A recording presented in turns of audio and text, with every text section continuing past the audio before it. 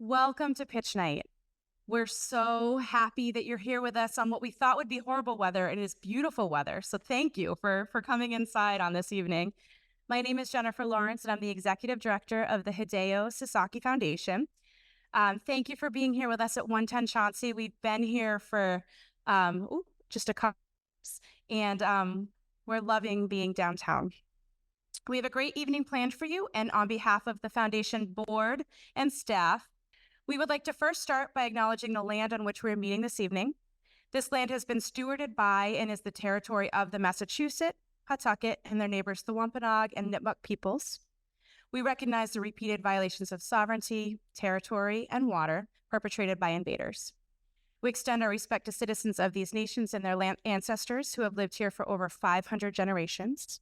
And we also affirm that this acknowledgement is insufficient and does not undo the harm that has been done and continues to be perpetuated against Indigenous people, their land, and water. I'd also like to take a minute to thank and appreciate our staff and our board and our jurors for being here tonight and for the thoughtful engagement over the past months. Can you all raise your hands, staff, board, jurors? Thank you. We appreciate you. And this year, we are so thrilled and honored to have LeMessurier as our title sponsor for Pitch Night.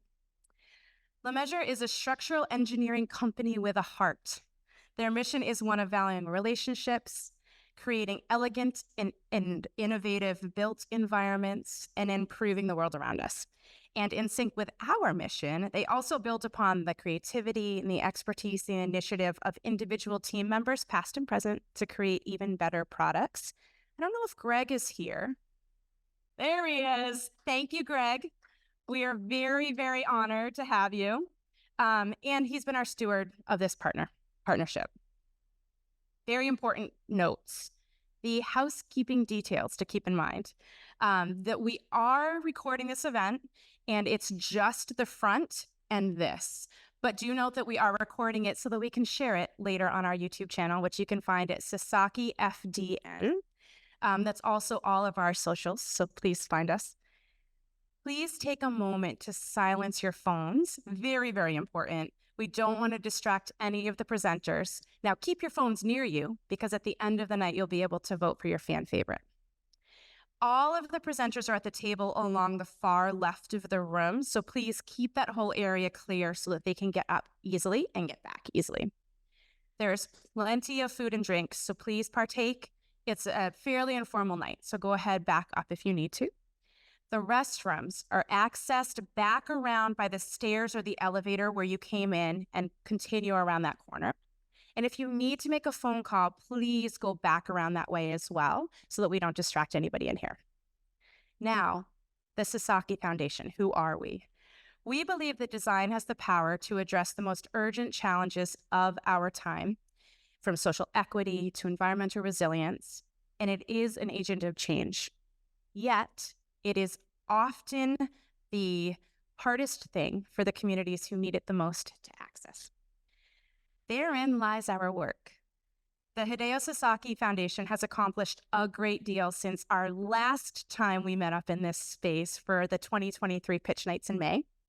We continue to celebrate the impressive and ongoing work of our past design grant winners, as you hopefully saw on the screen before. In our pillar of design education, last summer we hosted 43 high school interns and 8 college-age teaching assistants. In our Summer Exploratory Experience in Design, aka SEED. And in 2024, we have hired a new cohort of 11 college-age interns who are teaching assistants and 46 high school interns. We also added a new level to our curriculum. 3 of our advanced SEED students who are headed to college in the fall are going to be working directly with a community organization, some of you are represented here, and a mentor. 2 of their projects are extensions of 2023 design grant winning teams, the INE Institute and Early Educator Space 2.0. And the third is a connection with 2022 design grant team member and current juror, Melissa. This spring, we also hosted our first cohort of our Designing for Environmental and Social Impact program, which is called DESI, We brought on 13 high school interns and 3 teaching assistants, and they worked on their own community process to design for a challenge in their neighborhood. If you would like to partner with us, please reach out. I would be remiss if I didn't mention that. The Hideo Sasaki Foundation was created in 2000 to honor Hideo Sasaki after his passing. Hideo Sasaki was a Japanese American who was a pioneer of interdisciplinary design. He was in practice starting in the 1950s. He created Sasaki, the design firm. He was a leading landscape architect. He was an academic. He was a practitioner. As we've just concluded AAPI Heritage Month, we want to pay tribute to the generations of Asian Americans and Pacific Islanders who have enriched our greater Boston community and our landscape. The spirit of Hideo's legacy lives on in our foundation's work today. We celebrate him, yes, last month, and every day of the year. Our work is only possible also through the support of many of our Sasaki colleagues, so thank you for all of you who are in the room. In addition to Sasaki, we have many partners and sponsors and collaborators, and thank you. We truly, truly could not do any of this work without you. And now, before I turn things over to Timothy Gale, I want to take a moment to acknowledge my colleagues on the Hideo Sasaki Board of Trustees up here. We have a couple people stuck on flights, so hopefully they'll be here later. Marianne is our chair. Meredith is our vice chair. John is our treasurer. Ben is our secretary. And then we have trustees, Julia, Felicia, Gabriel, Chris, Dennison, Tao. And serving as our design grants jury chair, Timothy Gale. And with that, I'll turn it over to Timothy. Hey, everyone. Thank you, Jen. It's been a pleasure to serve as the jury chair for this year's design grants, reviewing a batch of excellent proposals and working with a brilliant jury. I'll be serving as the MC tonight to keep things moving along and make sure each team has equal airtime. This evening, we are thrilled to share with you the results of this year's, which is our 6th call ever, call for proposals for design grants, and are happy to have 7 teams here with creative pitches. Our theme this year is Shared Voices, charting a course for community action. The challenges in addressing environmental justice, environmental resilience, displacement, affordable housing, access to mobility, meaningful public engagement, and other social equity considerations in planning and design are so broad and complex, they require a shared approach to facilitate all the necessary conversations and deliver solutions. Most of these challenges faced by Massachusetts communities are not limited to local neighborhoods. Their effects are felt and shared across the Commonwealth. Multiple futures are at stake, and we can make a difference by acting now. The Hideo Sasaki Foundation recognizes the need for interdisciplinary approaches, diverse community voices, and regional cooperation as key drivers to find shared solutions and shared impact. Today, we're building on Hideo's legacy and setting an expanded research and program agenda with overarching themes of design and equity. The focus areas you'll hear about tonight address creative well-being, proactive approaches to climate resilience, new models for housing, transit access. We received 14 proposals, and addressing these topics, the proposals represented over 30 organizations, which is amazing, and institutions across Greater Boston, including 5 Boston communities, 2 Greater Boston communities, and 4 gateway cities. I'd like to give a big thank you to our judges who are here up front with us tonight. They were very thorough in the review of the applications, and thank you for your time.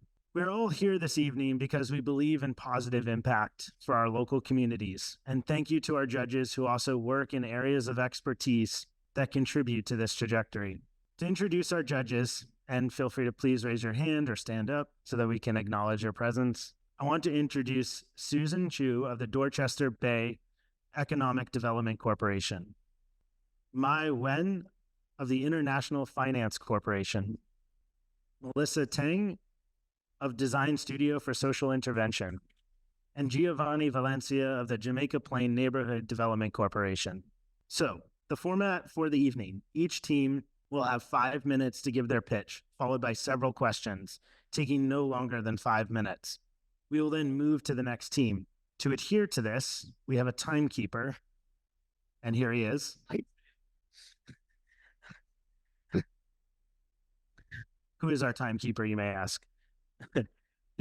John Sinkola, one of our Sasaki Foundation board members, will be providing time alerts for presentations and the Q&A to help us stay on track. Thank you, John. At the conclusion of all the presentations, you'll be able to vote for your favorite team right from your phone. We will have instructions up on the screen when voting starts. Please be sure to stay to the end so you can participate. So it's time to get started, and I want to call up our first team. Thank you. Okay. All right. Hello, everyone. My name is Samaya, and my pronouns are she, her, hers. Hi, my name is Sor. My pronouns are they, them. And we are with Revere Youth in Action. So basically what our project aims to do is bridge between sustainability youth work that we have long been doing at Revere Youth with some engineering experts that happen to also be youth within our own community. So Revere Youth in Action is a youth-led organization that works to build youth power through organizing, direct education, justice services, and working in coalitions. We are staffed by 2 people of color, one of which is me, and our redesign team is made up of young people of color, one of which is Samaya, and our youth organizers and fellows are predominantly women and non-binary people of color who are first and second generation immigrants. And a little about our space within Revere itself. We are based in the Shirley Ave community, which is historically Southeast Asian and being rapidly gentrified. And we are hoping to work in collaboration with the Neutrons, which are basically a robotics team based at our local public high school. And so it's a very similar demographic. The youth that we work with are the youth that are also usually a part of the Neutrons, or they know one another. The challenges? Okay. So a few of our challenges, as I mentioned, being based in Revere is obviously the gentrification aspect, and that impacting obviously the youth. Youth in and of itself, as a group, is systemically disenfranchised everywhere, but particularly in our community, we have very old, very white leadership, both not just on a political level, but even within the school committee and even within the school itself. And so students, particularly being in a community of, at this point, more than half of which the school district is Latinx, at least, if not other people of color, the youth especially are in need of having some secondary or third space in order to be able to connect with one another and also empower themselves. And that's kind of like the function that RIA has held within the community. And then another aspect to needing space comes in, actually we'll touch upon that in a little bit. Yeah, and so our goal here is to build up radically diverse youth and community power in Revere and surrounding areas by strengthening our organizing, development of youth, and establishing a safe third space for our youth. So really quickly, there are 3 points to our project. The first would be in expanding on Sustainability Week. We have a number of workshops that we have planned out and outlined in order to raise environmental awareness among the youth. All of these workshops that we have planned have kind of been inspired by our work that we've previously done with the Boston Climate Cohort, which has centered environmental work with mostly of color community organizing groups in Boston that have not had like the same educational and environmental resources as other green groups. The second pillar is directly working with the neutrons in order to bring in engineering, specifically with composting and making that more of a thing within our community. And then the third is providing that third space that I had mentioned earlier, and why it's so important, again, is for all the reasons that I mentioned before, but particularly because of the gentrification and because the core group that we work with are so disenfranchised in that manner. Okay. And so for the alignment between values, our project is anchored by RIA's youth identified values, which are youth at the forefront, green space, our Shirley Ave neighborhood, and fun, good vibes. I think that's it, right? Thanks. Thank you. We'll now take questions. Hello. Thank you for the presentation, and they seem like really exciting projects. And the question that I have for you guys is, what current data can you share about the levels of community engagement and participation in composing efforts? So as of right now, we don't have any data on what that looks like. I can say that Revere as a city, I know other cities do have like composting initiatives that they do as a collective. Our city does not have that. Most of the composting that happens, at least within the neighborhood that we are based in, kind of more like an organic home to home thing. There is a lot of actual urban farming that happens within the Shirley Ave community that Sor can talk about, and some of which does include composting. Do you want to expand on that? But it's basically just like individual homes have been kind of deciding to take on that initiative by themselves. Thank you. Interesting proposal. Thank you for that. And what are or what would be your strategy to attract more youth, especially from the background that you mentioned on your proposal, youth who are BIPOC, immigrants, or LGBTQIA? Just to make sure I heard your question correctly, you're asking like what our strategy is for like onboarding more. Oh yeah. Okay. Yeah. So for the most part, like what's happened is just like we do have a connection with the high school. And so it's kind of organic. Like a lot of the kids seem to know about us. And so we just post about it really. And also it's like word of mouth as well. And if I can add on, I was partially responsible for kind of creating a pipeline between us and the high school a couple years ago. There's a student-based organization, Rise, and they are kind of been like the pipeline. So most of the students that kind of want to be involved later on with RIA will start off in Rise because we kind of only work with upperclassmen in the high school. So they'll start off there, and then if they continue interest, they like have older friends, and then they end up kind of continuing working with us. But we've also built like organic relationships, like they mentioned, with just people who have had like a project and they're like, oh, we want to do this. And there's no one else to really support them in our community because we're the only youth group. So. Hi. Thank you so much for sharing. Your project is awesome. Because I had the benefit of reading your application, I also know that wanting to foreground green space is also something that came out of your work with young people. So I love how this is driven by young people through and through. I'm curious if you could speak a little bit more about what would having this residency at Sasaki do for you all? Like, what would it offer you?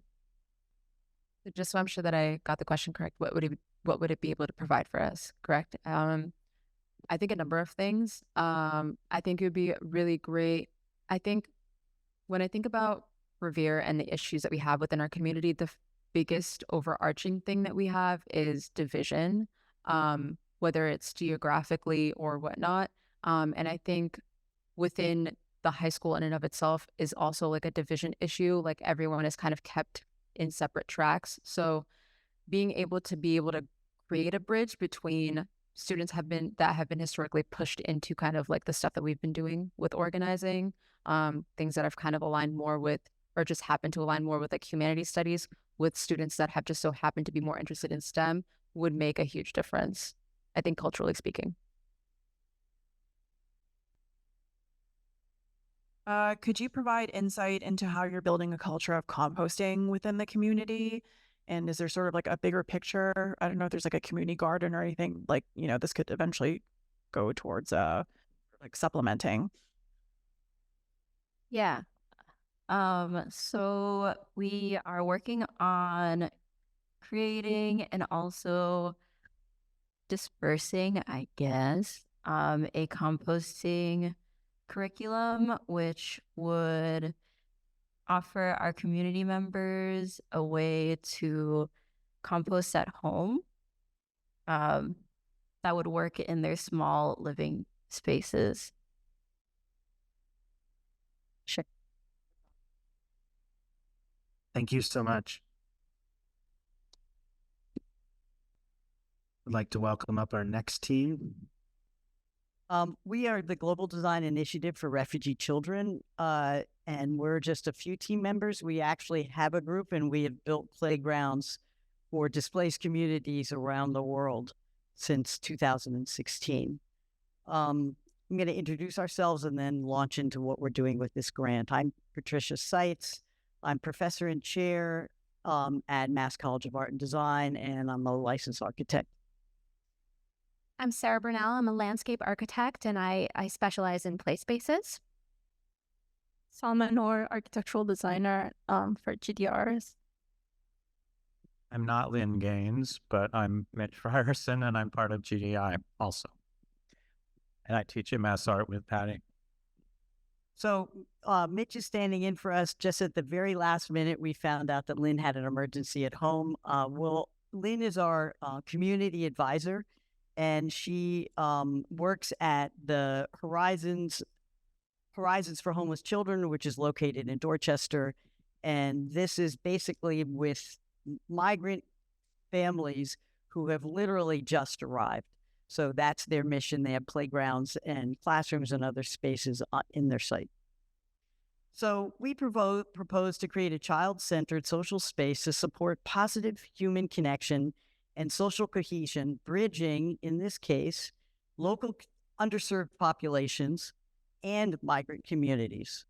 This will be through a resilient landscape space for children.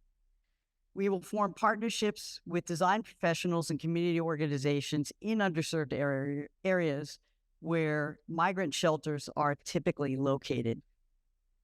We hope to land on a community space in phase 1 and then work with an established minority community as well as an immigrant community with involvement, particularly from the youth groups of each community, engaging in a participatory design process for programming, planning, and design of shared community spaces. And the reason we do that is that we've found in our projects that the teens have been the most responsive when we let them know that they're our clients. A relevant, successful precedent is an intervention we did in Dorchester with where we worked closely with the Lena Park Youth Council's member and the City of Boston's Community Preservation Act. We worked with about 10 youths from this community, ranging in age from 14 to maybe 20 in the entire design process, from concept to ribbon cutting. And we've engaged a similar process in most of our designs. We're engaging youth and children. And we think this is critical to our process. As designers of spaces that are around the world, it's important to be able to pivot and work with different communities. So our timeline for the next 10 months, it would be active listening. So the goal of this phase is to identify a site and a local diasporic community partner in an underserved neighborhood. Our second stage would be participatory planning. So the youth's participation during the initial exploration and public definition process will stimulate the design team to propose potential solutions, which the youth can then help evaluate, and we can then move forward with picking their favorite design. And our goal is to overcome some of the difficulties of not in my backyard mentality. And so the last phase would be schematic design. And through continued local migrant community engagement, we will form multiple schemes, develop a preferred design scheme, and then generate a schematic design budget and create materials for graphic communications final reports. And then this is just a slide seeing Sasaki's involvement in this process, this 10 months involvement. Thank you.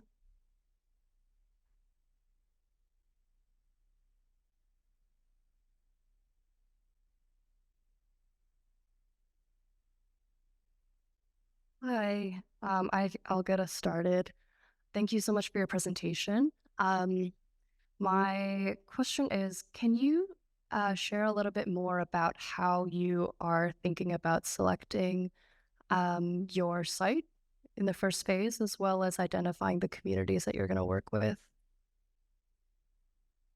Yes. So in working with Horizons for homeless children, they have relationships in the Boston area and also in the gateway cities. While we originally anticipated it would happen in the Roxbury, Dorchester area, what is recently starting occurring with the migrant communities is that the city of Boston is closing down those temporary shelters and moving people out to more permanent shelters in the gateway cities. So Horizons has relationships with many of these places. So we will, in working with some of these communities, hopefully here in some workshops and also in their locations, to try to decide which one would be the best. In the meantime, and we need to have both in the same place, so co-located. Who's next? Thank you. Hello? Okay, thank you. So some of the members that you're targeting with the project are youth from refugees or immigrant youth. And my question is, what will be your strategy to build trust with families who are immigrants or refugee families, especially if English is not their first language or if they don't speak any English? Couldn't understand that. Okay, so I think, maybe I'll paraphrase and then you can tell me if it's correct. So Mitch has worked with a number of immigrant communities in just over the border in Mexico. And I think what you're asking is, how do we deal with language? Basically. Yes, basically is that. And also people who come here and they have been really suffering for quite some time. They come here, they don't have a stable housing or education.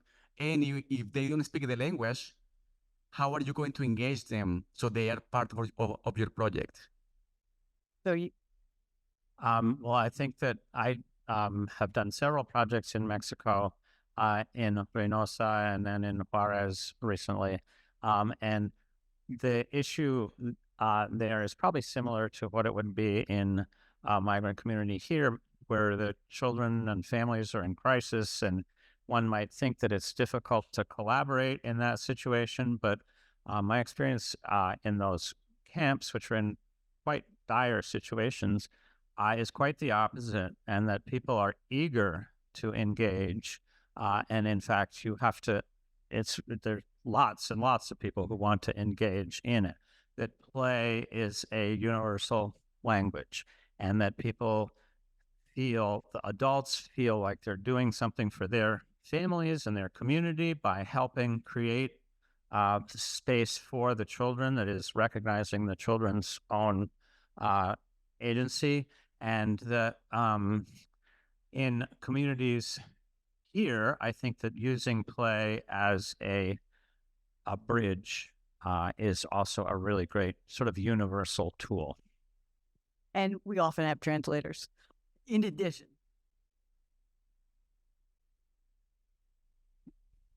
Okay.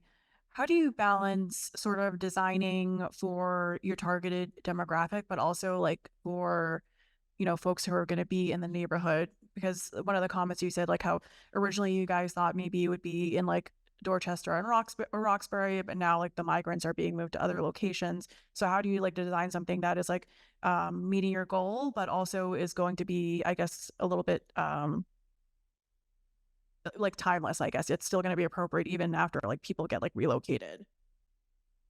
Yeah, I think it's in the quality of design, and it's also in the process that we engage the community in at the get-go.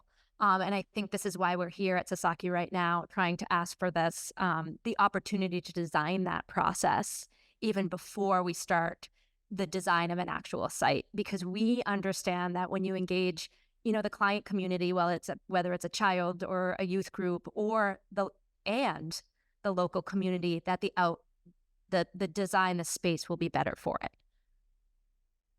And if I can just add like a sentence, this idea of not in my backyard is something that not only happens here, but also abroad. And we think because this is a growing problem, we really want to find a way to try to deal with it. We're not sure yet. We're hoping you'll help us.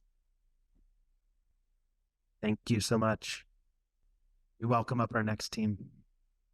Hi, good evening. My name is Vivian Wu Wong. I teach history at Milton Academy, and the hat I'm wearing tonight is co-chair of the Friends of the Chinatown Library, and I co-chair Focal with Regina Tam, and I also brought 2 members of our team, Anita Yip and Lydia Lowe, to help us make this pitch. And we want to thank Sasaki, our neighbor, for giving us this time. So first, let me tell you a little bit about Focal because it has a unique story. The friends groups of all the branch libraries of the Boston Public Library are very active organizations, often populated by volunteers from those communities. Our friends group actually came together before we even had a library. And that happened because Chinatown as a neighborhood in the city of Boston should have had a branch library this whole time, but hasn't had one since 1956 because the building got condemned, it fell down, and it was never replaced. There have been pop-up libraries. Yep, there have been pop-up libraries since, but we haven't had a permanent branch. And so Focal came together to really support the work of our youth. The Chinatown youth, starting in 2001, started advocating for a new library. Many of these youth now are no longer youth. They have children of their own, and they've been waiting ever since for a new library. So this campaign was built by the youth, was articulated by our youth, was fought hard by all of our young people over generations. And the amazing story behind this campaign was that they built a broad and deep call for a new branch library, and they succeeded. And it is really something that we're very proud of because there aren't many issues in Boston's Chinatown where you see the whole community together, come together, and work together on one project. And so our young people talked to the residents within the community, young and old. They reached out to every social service agency, every community organization, every business leader. It really is remarkable what they were able to accomplish. And there's a film coming to capture all that history. So the community vision for this new library is not unlike other branch libraries, right? We want to provide a gathering space for our community. We want there to be programs that will help residents and folks from outside of the Chinatown neighborhood to be able to express and reinforce culture, history, a sense of identity for the Chinatown neighborhood, and to make visible Asian American issues. And so we have, fortunately, a temporary branch that was opened in 2018 with the help of Mayor Walsh. If you haven't been to it, it's right over there in the China Trade Center. But we are really hoping to see a permanent branch. And that permanent branch, hopefully, they'll start to break ground this fall. And the issue now is the park space that is adjacent to this parcel. And we are asking Sasaki for help because we need to be able to understand how we can turn this issue around. Right now, we're vying with Tough Shared Services for this parcel that's right next to the library, as you see here. And it has been a parking space for their use, but they were denied a permit to continue using that space in December. And so we've been trying to help the community re-envision the use for the space. And we would really like for there to be a park on this parcel. It's just that right now it's a very contentious issue. And so we need Sasaki's support because we don't want to undermine what we have built through the campaign for the library to the point where we see the community being divided, well, between business interests and, you know, various community organizations and the residents. It has become a very contentious issue.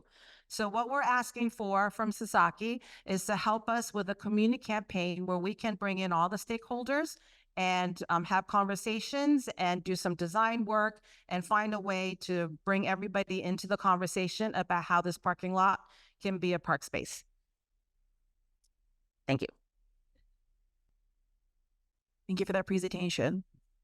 I guess in the current situation, do you have a tentative plan in terms of how you plan on engaging various stakeholders, especially the landowner in this project?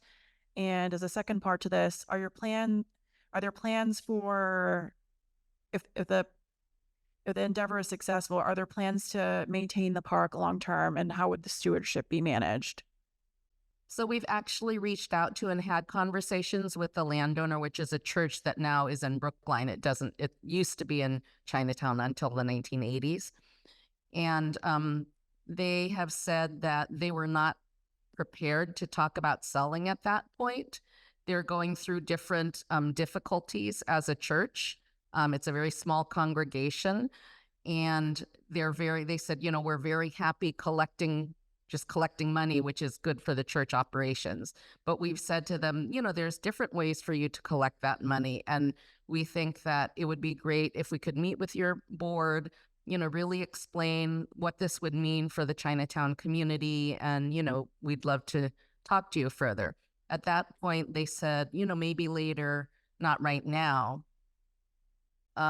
We think that denying a parking permit to Tufts Medical Center and Tufts University is kind of our step one strategy, because if it's no longer easy to continue just leasing that land for a parking lot, then they might be open to other conversations, including the Asian Community Development Corporation, which is going to be developing an all affordable housing project, and the library space right next door on the public land that's adjacent to the church-owned land. They would really like to lease the land that the church owns for staging during construction of that project. So that's a potentially alternative source of funding. And we've also started conversations with the city about how we could work together on acquisition and kind of long-term development of the park. So it's not answered yet. Like, would it be a city park? Would it be a community-owned park? Is it some kind of public-private partnership? You know, there's probably a lot of different possibilities. I think ideally it would be a city-owned park, but it could be that the community coming in to acquire the land might be the way to do it, at least initially. Hi, thank you so much for this presentation. I was wondering if you could offer a little more detail into this multi-layered community campaign. Like, how are you hoping to engage with community members? Sorry, I would have gotten to that. But the point, the help we're trying to solicit from Sasaki is to help us engage the community. And we've seen how successful your support of the Chinatown Land Trust has been, and we would like that. We would like a way to bring in different stakeholders to a space like this, where we could actually sit down and talk to different folks who may not be talking to us at the moment, but hopefully through invitation, with Sasaki's support, we could actually have folks sit down and start thinking about the different options that Lydia was talking about. There are many options. It's just that we're kind of stuck in this moment where it feels like a battle, and we don't want it to be that, because that was not how we got the library, and this is not how we envision, creating green space, right, in Chinatown. So this is kind of our outline for how we would engage different stakeholders and begin the design process and make proposals, and then, build consensus within the community so that it's not, a fight. Thank you for the presentation. I think this is very aspirational and meaningful project. And I'm curious, how do you think the project would, on the one hand, dedicated to the community in Chinatown, but on the other hand, benefit the others communities in Boston as a whole? And if that's the case, so have you considered, getting support from other communities outside of Chinatown as well? I mean, I think a library is for everybody. It's not just for one ethnic community or even one geographic community. Oops, time's up. And it's an important, like, cross-sectional space. So I think there's a lot of opportunity for that. But, our first step is we have to be able to get the property owner to the table. Thank you. Thank you. Thank you. And we now invite our next team up. Good evening, everybody. My name is Marcos Beleche. I am here representing Four Corners Main Street, but also sort of pitching inclusive Four Corners. I'm here with two out of our 6 team members, and I want them to introduce themselves. Good evening. My name is Asia Carl. I'm a practicing community artist in Four Corners. Hi, and I'm Sarah Kudra, resident and former board member at Four Corners. Colleagues and partners, and great to have on our team. So I wanted to start out by explaining a bit about who we are before we talk about our specific project. Inclusive Four Corners, again, it's both a challenge and an opportunity. Many of you have seen this quote before, right? If you want 1 year prosperity, grow grain. If you want 10 years, grow trees. And if you want 100 years, grow people. And that's what inclusive community is about, developing our neighborhood, developing the people that live in Four Corners. Our mission, I put it up there, but I wanted to focus on the last part of it. Four Corners Main Street is about people, place, and opportunity. Our mission is guided by our principles of equity and inclusion and carried out by our board of directors, the staff person, and many, many volunteers. So in the past, we have a history of having to find spaces for community to come together. We came together even during COVID in some cases just to give people a sense of hope.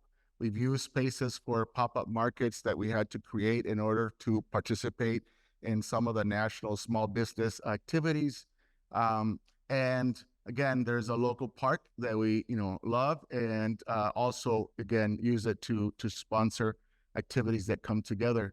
One of the things that we did most recently was make sure that the design process for the reconstruction of the park of Mother's Rest did think about the various populations and individuals who could use the space. So that was really important to be focused. One of the things that, besides supporting small businesses, one of the things that we've taken on is what you see here, improvement of the local district tree pits.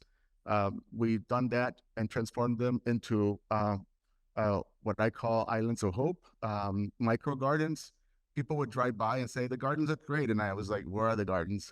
These are just tree pits. But it's taken, again, volunteers. We say we're the village. It's not quite the village there, but we're going to get there. And that's helped us to transform something like the commuter rail station that we've stewarded. And because of that, have been able to facilitate more public use. We have done this, again, it's a long-term process. We've had help from other design groups to just begin to put a picture together of what it could be. And we've also engaged the community with, inquiring about things that would improve our district and events that would bring them out. Last year, we had our youth crew do the survey, and it's really helped to shape our agenda for social connectedness. Social isolation is a real challenge, and we're hoping that through this work, we're able to address it. And so then what is it that we're trying to do through the support, this opportunity with Sasaki Foundation? There's you probably, I put in those little sort of cloud spaces, just some sort of statistics about the community. It's very diverse, a very young population. And I think that this opportunity is going to help us, like I said, build the capacity for us as a community to address things that keep being pushed on by the city of Boston, including Squares and Streets, which is the most recent initiative and stands to impact not just residents, but small businesses in our district. And so our goal is to be able to work with Sasaki to ground ourselves in design and development concepts, help develop neighborhood capacity to participate by creating accessible learning modules. One of the things that we practice as an organization as best we can is language justice. So we usually promote things in English, Spanish, Haitian Creole, and Cape Verdean Creole. So that's done because we have partners that speak the language and are able to help us. But one of the things that concretely can come out of this is really, some ideas for the use of spaces in our district. There's only 5 remaining parcels, and we think that we can really be able to create a model and have fun while we're doing it. Okay, thank you very much for the presentation. And I know how hard many street organizations work in Boston with very little funding, so thank you for your work.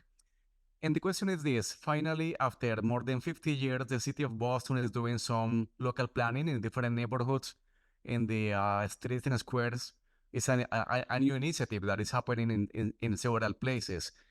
Now, what I heard is that many community members participate in those conversations to prepare the future of their neighborhoods or the main streets.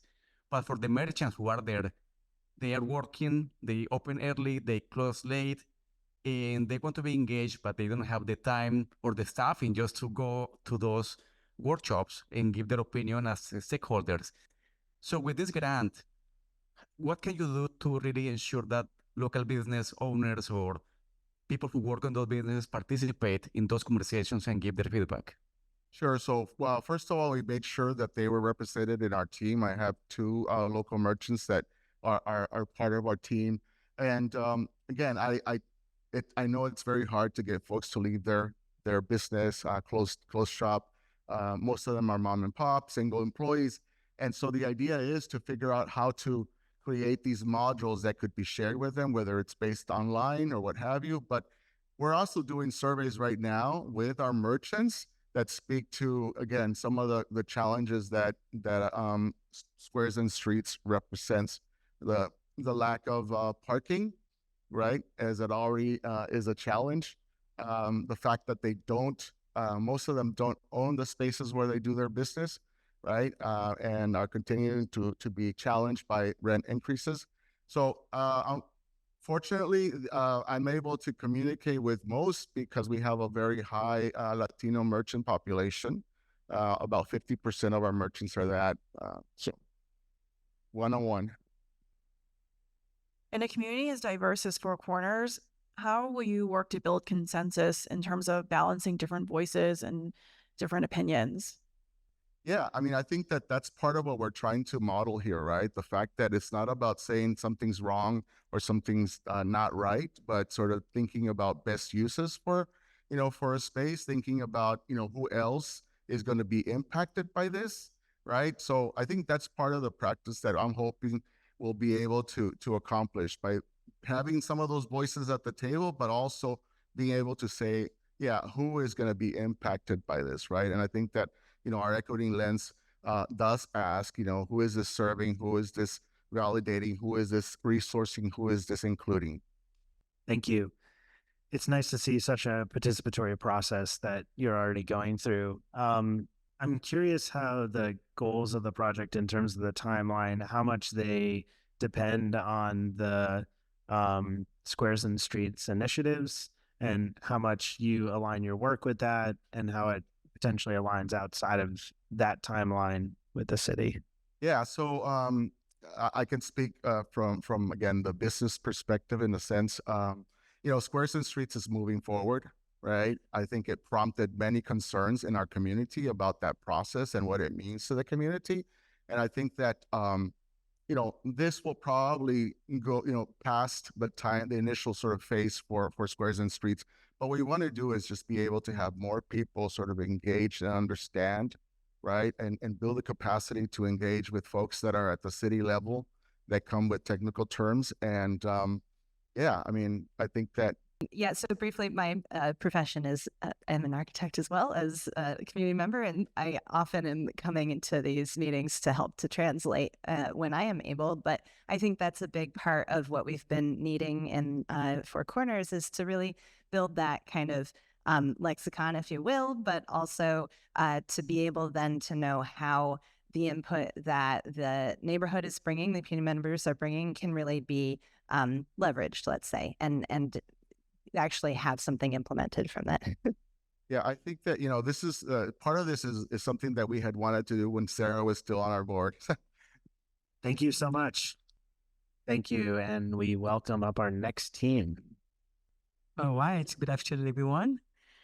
My name is Dr. Gabo with IFSI, the Immigrant Family Services Institute. And I am surrounded by a wonderful team of people who are supporting our project. We have Julie, we have Adler from Norfolk, and we have Pastor Kiki representing Equity Now and Beyond, which is a multicultural based organization working to address some of the issues that we are facing in our community. So our projects are on the Welcome Center and affordable housing. So again, this is the team working on that, on the project. And what we really want to do is to create what we call a multifaceted project to address a very urgent need that we have right now in our community. So just so you know, we have a crisis. So many people are calling it migrant crisis. We do not call it migrant crisis. We call it like an equity, crisis, a housing crisis, because again, we did not do anything to prepare to welcome our brothers and sisters who are coming from different parts of the world, especially from Haiti. So our organization, the Immigrant Family Services Institute, has been playing a key role in terms of welcoming families, either from the border or from other parts of Haiti and other countries, Latin America and Cuba. And that's one of the reasons why we want to really create what we call inclusive space that could really help provide affordable housing and help the community come together and also build a safe place. That's what we call a welcome center to really welcome new immigrants who are coming in our community. So this is us, just so you know, 4 years ago, we used to see probably 200, 300 people in our center. But right now, we're talking about 13,000 people. More than 13,000 people who have been coming to get services. And we have what we call a one-stop service center model, where we provide everything from, supporting the children and the parents to, housing and everything that you can think or imagine.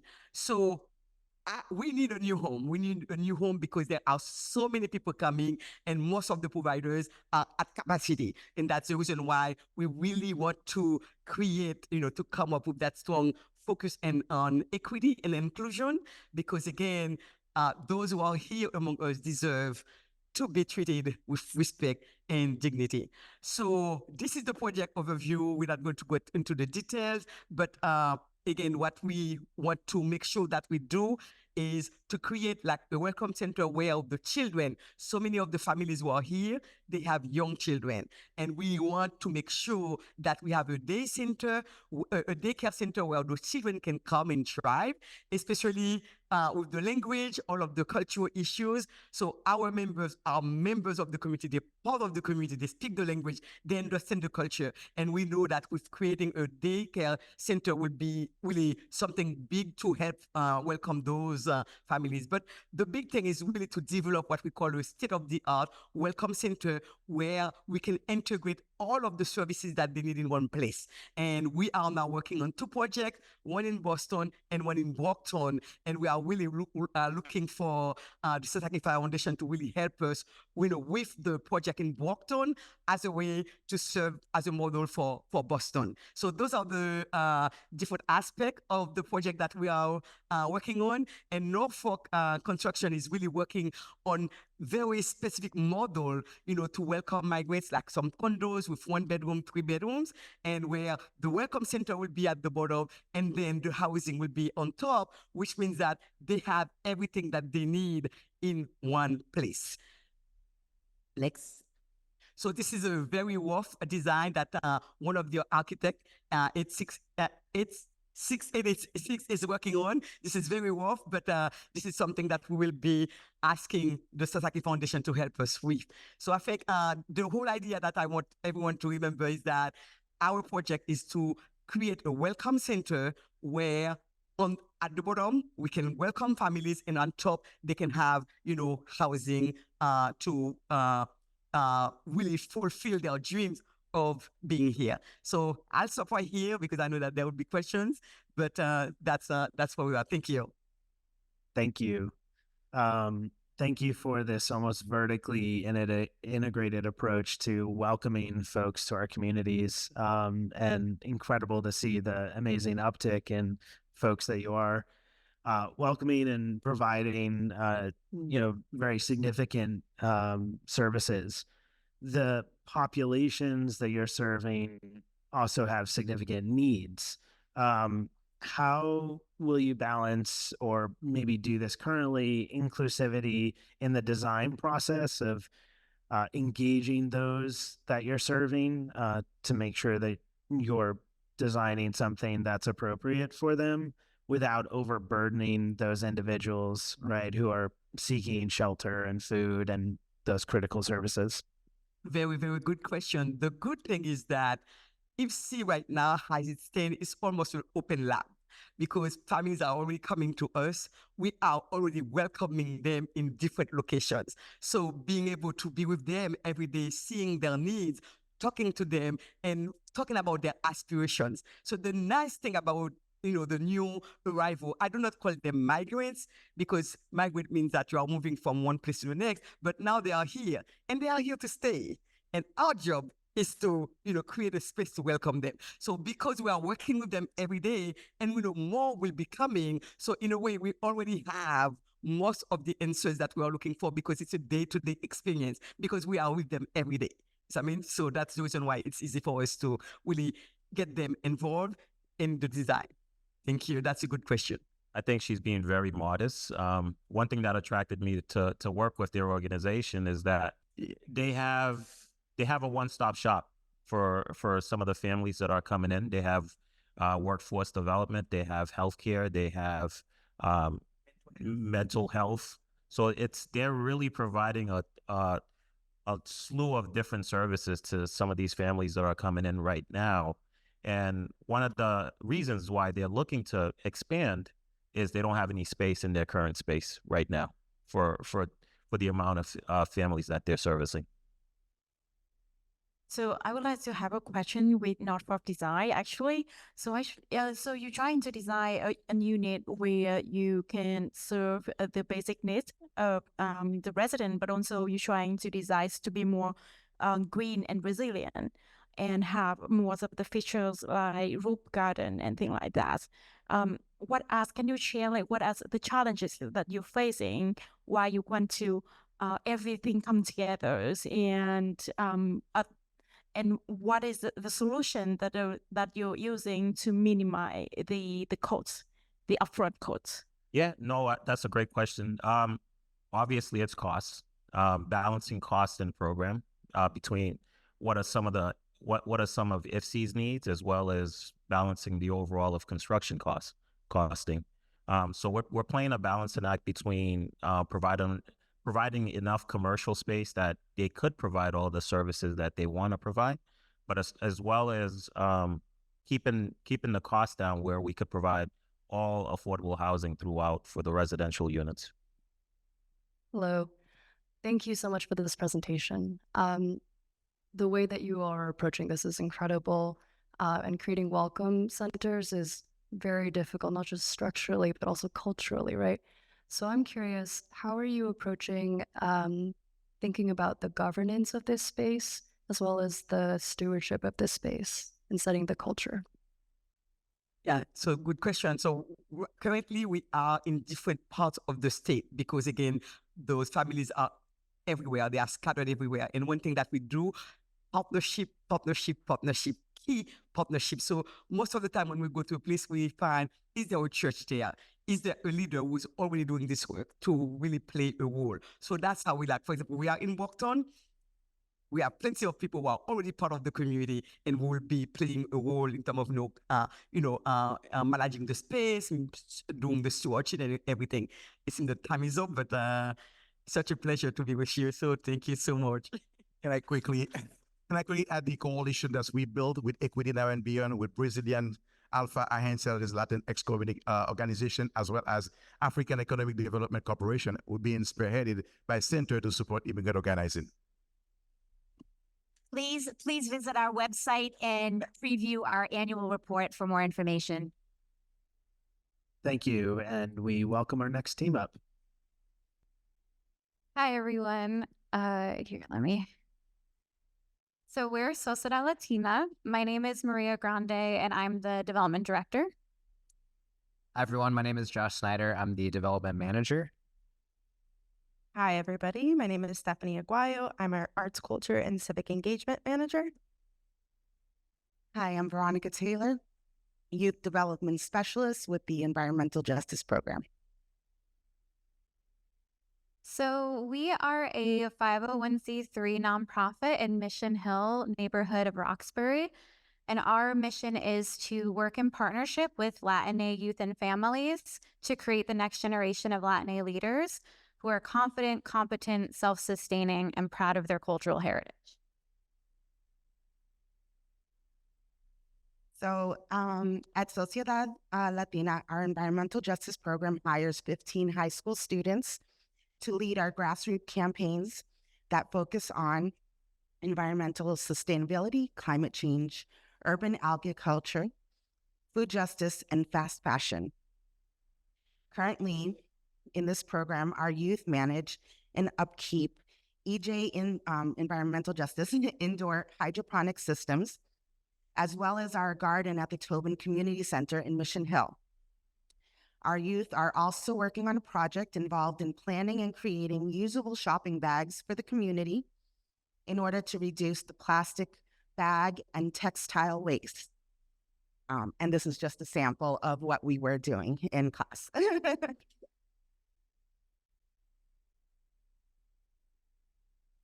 So what we're envisioning, and actually this was a youth, this came directly from our cohort of youth who are in the EJ program, is to address the lack of affordable and healthy produce in Mission Hill and just encourage more community residents to get involved with gardening, whether that's if they have an access to outdoor space, if they're housing insecure, or just have tight living situations.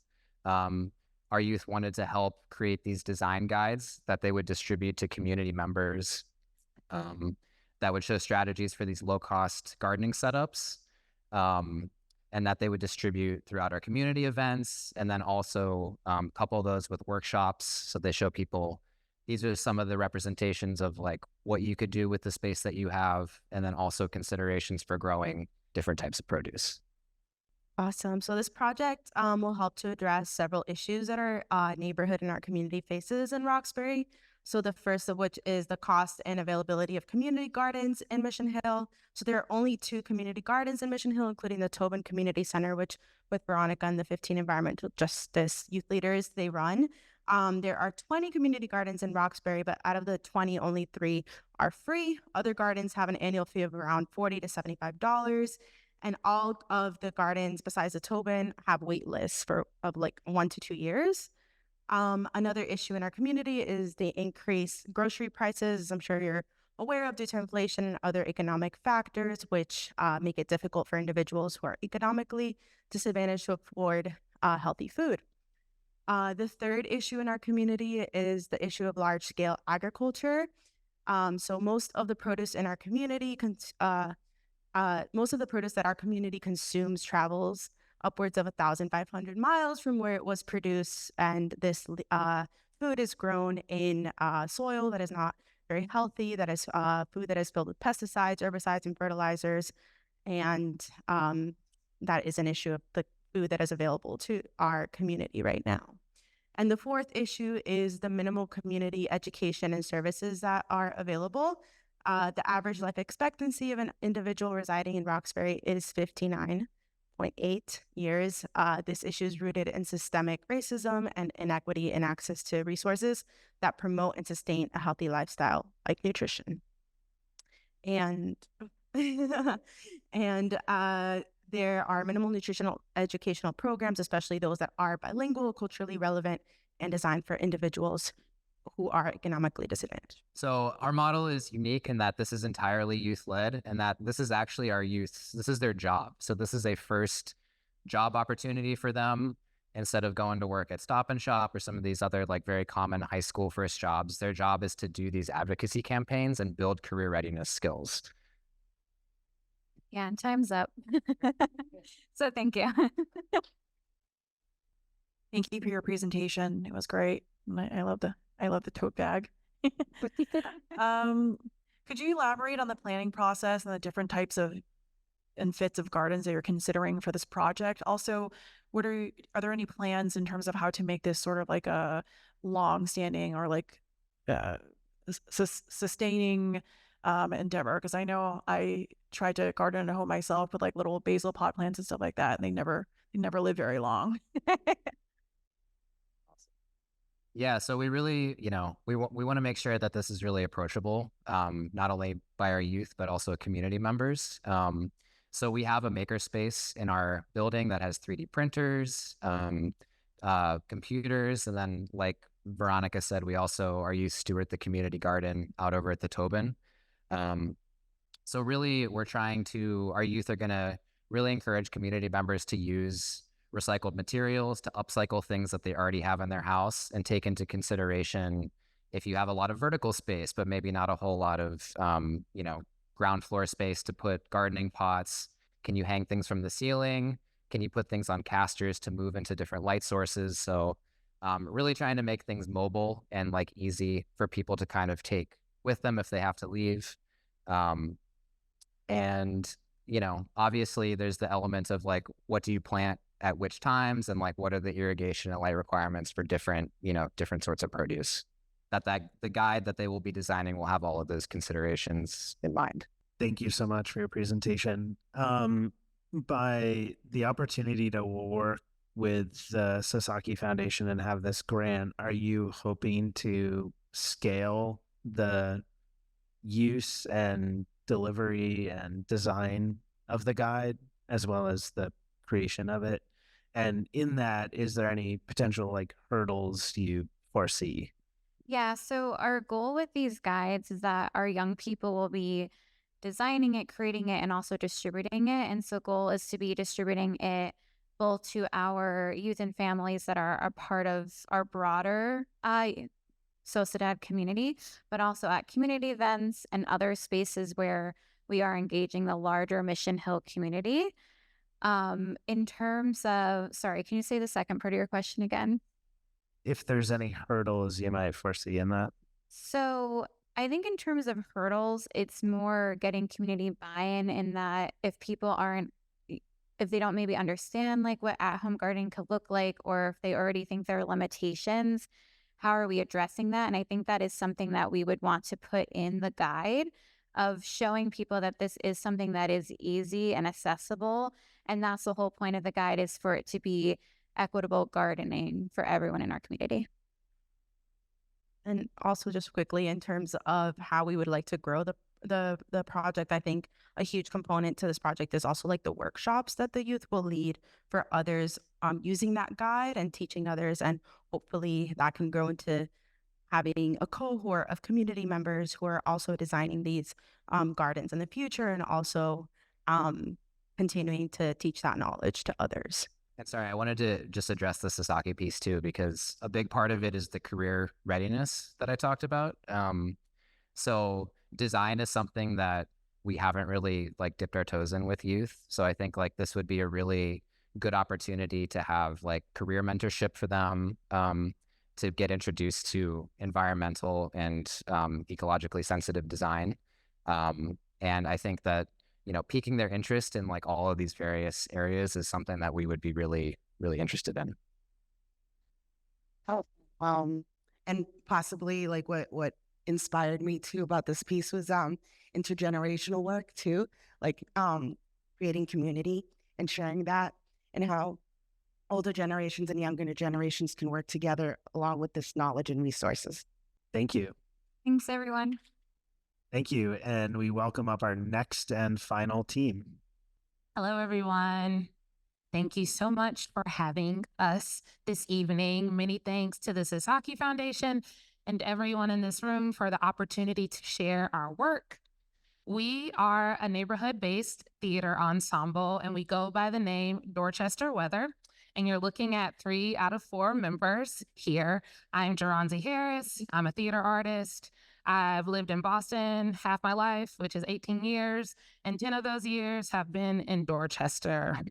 Hello, everybody. How you doing tonight? My name is Jonah Toussaint. I am a long-term theater artist and also Massachusetts resident, and I am as well a long-term collaborator of Dorchester Weather and The Lot Next Door. Hi, everyone. My name is Aisha Revolus, and I'm a born and raised Dorchester resident. And now with us is Saranya Sathananthan, emerging prolific community leader, activist, organizer, also Dorchester resident, and new homeowner.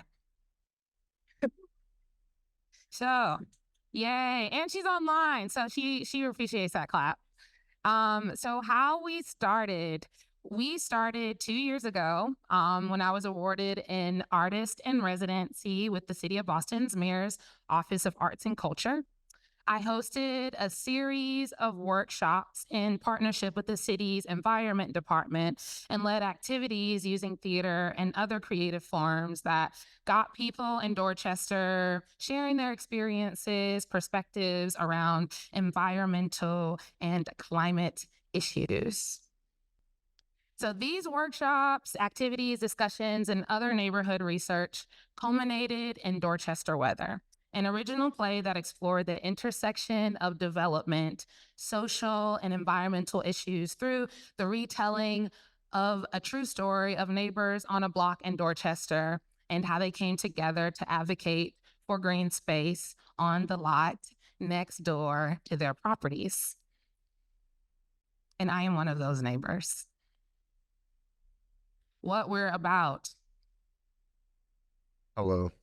So, in talking about what we're about, we're hoping to use a design solution that we're proposing to use theater as a process to bring people together across various sectors, including Dorchester residents, local businesses, governments, and churches, to build relationships, trust, and understanding amongst ourselves, and also center stories that facilitate social change over time. So you may be asking, what's next? Well, this past fall, we actually submitted a proposal to the New England Foundation for the Arts to keep developing Dorchester Weather under a new working title called The Lot Next Door. This spring, we were awarded that NEFA National Theater Creation and Touring Grant. So now you see our timeline right here, and I'll break it down a little bit for you. Over the next year, we'll be working on devising a new version of this play that's going to explore a larger timeline of events. Our hope is to broaden our discussion of environment and social issues, as well as planning to engage more community members. And what you see here is the full timeline, but within the Sasaki's tenure, we'd be hoping to end in summer 2025 with a public reading of The Lot Next Door. All these activities are ultimately geared towards finding a long-term sustainable solution for the lot itself in question. So activating the lot next door. We plan to activate the lot with events, but we also need an additional component that engages the community in between events and activities like workshops and interviews that are taking place in other locations around the neighborhood. So which brings us to the question, how can an installation engage our community in this process? And additionally, what form does it take? We envision a physical structure in the lot that is another component of our neighborhood-wide playmaking project that engages people in the questions that we're raising around development, environment, sustainability, and social resilience. Some functions of the installation could be collect neighborhood stories, offering interactive and mobile opportunities for residents to provide input, and giving opportunities and project updates. So this is something that we believe Sasaki design team can help us with, and the key component of our project we're excited to work with you on. Thank you so much for giving us the opportunity to talk about our project. Hi, thank you all so much for the presentation. I think it's really awesome that you're using playmaking as an innovative way to actually bring people together into the development process, which can feel so disempowering and inaccessible to so many people. I am wondering if you could speak a little bit more about how you got to the process or how you came to making a physical installation as a way to do community engagement for the space. Yes, sure. I'll take the podium. So we got there a few different ways. I would say that the lot itself is dangerous in some parts. And so, in conversations with the mayor's office of housing, the city activating the lot, we are limited in some ways. In addition, the permitting process, I don't know if y'all are aware, but it is really difficult actually to hold events on city-owned properties in perpetuity.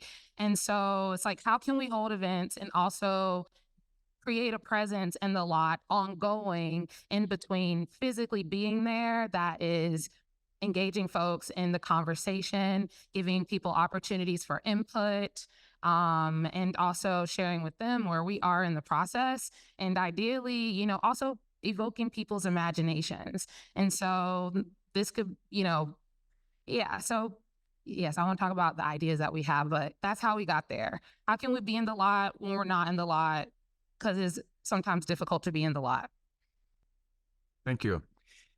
So I was glad to see your timeline. You already have a goal for this summer or next summer, actually. And thank you. Now the question is, do you have a long-term goal for the lot as a team?